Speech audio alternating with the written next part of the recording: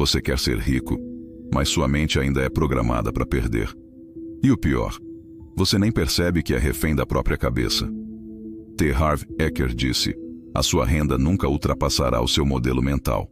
Ou seja, se você pensa pequeno, sua conta bancária vai continuar do mesmo tamanho. Você não se torna milionário do nada.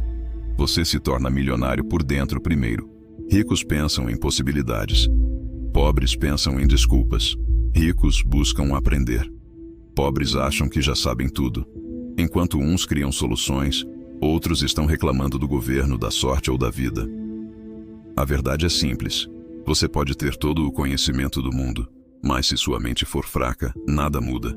Reprograme o que você acredita sobre si mesmo, porque o dinheiro só amplifica quem você já é. Siga o Real Força Mindset e desperte a mentalidade que muda destinos.